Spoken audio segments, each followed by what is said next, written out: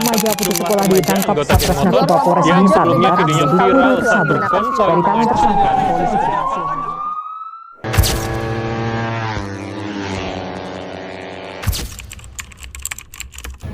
Jadi saya selaku mahasiswa ingin menanggapi tentang balap liar, yaitu balap liar termasuk kegiatan yang negatif menimbulkan kegaduhan serta kebisingan, soalnya balap liar itu dilakukan di malam hari.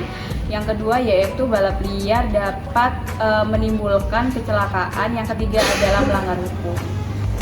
Saya sebagai mahasiswa dan juga warga sekitar, apalagi di kota Surabaya ini kan juga banyak sekali pengendara yang ugal-ugalan, termasuk balap liar yang dimana itu dapat memiliki dampak negatifnya. Salah satunya itu knalpot dong yang membuat kerisian di telinga dan bisa juga menyebabkan kecelakaan bagi pengguna yang dimana seharusnya itu penggunanya itu aman-aman saja, tetapi karena ada pembalap liar ini menjadi adanya kerisauan.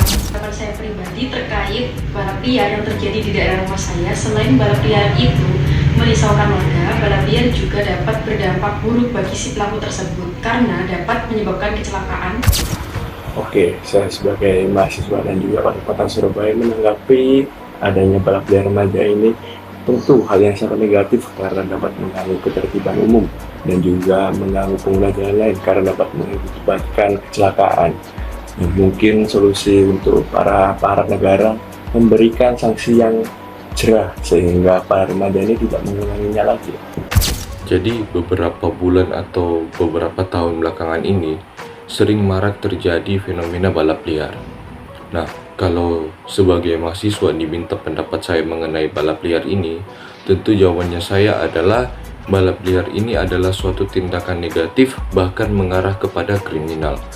Karena tindakan balap liar ini sangat berbahaya, tindakan kriminal ini merugikan banyak pihak dan merugikan juga si pelaku balap liar ini. Karena dari balap liar ini banyak berjatuhan korban jiwa dan seminimal mungkin terjadi kerusakan fasilitas umum. Maka dari itu, saran dari saya adalah mungkin pemerintahan daerah, pemerintahan pusat sampai dengan masyarakat setempat berkolaborasi untuk menyediakan suatu tempat dan sarana bagi anak-anak muda, generasi muda yang ingin menyalurkan bakatnya di bidang otomotif tersebut. Contohnya membuat sirkuit legal, membuat turnamen tahunan, tentunya bisa bekerja sama dengan stakeholder terkait. Anak muda terlibat aksi speeding atau kebut-kebutan berujung maut dengan menabrak seorang pengendara motor hingga tewas di lokasi. Dua orang remaja tewas usai terjadi tabrakan beruntun dalam aksi balap liar. Risiko bentar dulu, akibatnya dalam sama itu selama ini itu resikonya apa? risikonya bisa dulu. Kayak teman saya ada yang kecelakaan. Karena mereka terlalu kemasan emosi. Konsekuensi hukum untuk pelaku balap liar itu apa? Konsekuensi hukum Bisa cukup salah satunya jika Anda ditangkap polisi, itu konsekuensinya apa sih untuk balap liar? bisa motor ditahan, bisa kalau kecelakaan itu bisa ditindak pidana kalau sampai ditabrak itu warga sipil yang pada salah.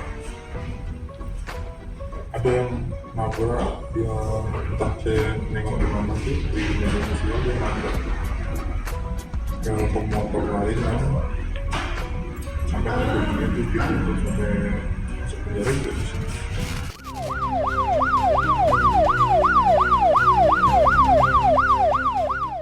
Baik, selamat malam Bapak. Jadi di sini saya akan menyampaikan terima kasih terlebih dahulu karena telah bersedia untuk wawancara bersama saya terkait balap liar yang marak terjadi di daerah Sidoarjo. Baik, sebelum itu apakah boleh berkenan untuk memperkenalkan nama dan juga jabatan Bapak? Terima kasih, Pak Adel. Nama saya Erwin Prianto, pangkat 3, jabatan sehari-hari di Kasubdit 1 IDIK 3 Satreskrim Polresta Sidoarjo. Mungkin ada pertanyaan yang bisa kami jawab, silakan mungkin. Baik, jadi di sini saya akan mempertanyakan beberapa hal terkait balap liar yang sedang terjadi di Sidoarjo. Menurut Bapak, seberapa sering balap liar itu terjadi di kawasan Sidoarjo akhir-akhir ini? Baik, terima kasih Mbak Adel. Untuk kasus balap liar ini memang menjadi tren ya, akhir-akhir ini banyak masyarakat mengeluh terkait adanya kegiatan balap liar. Jadi di kawasan wilayah hukum Polresta Sidoarjo itu seringkali ada giat balap liar, terutama di hari-hari libur, malam minggu ataupun hari-hari tanggal merah, bahkan nggak hanya itu, hari-hari kerja pun kalau malam hari sering terjadi kegiatan semacam itu. Langkah apa sih yang diambil oleh pihak kepolisian ini untuk menanggulangi masalah balap liar tersebut? Baik, terima kasih. Bahkan kami selaku aparat penegak hukum ini dari Polresta Sidoarjo, setiap tanggal merah ataupun malam minggu libur panjang kami selalu melaksanakan patroli Harkamtibmas di wilayah-wilayah yang rawan kegiatan balap liar.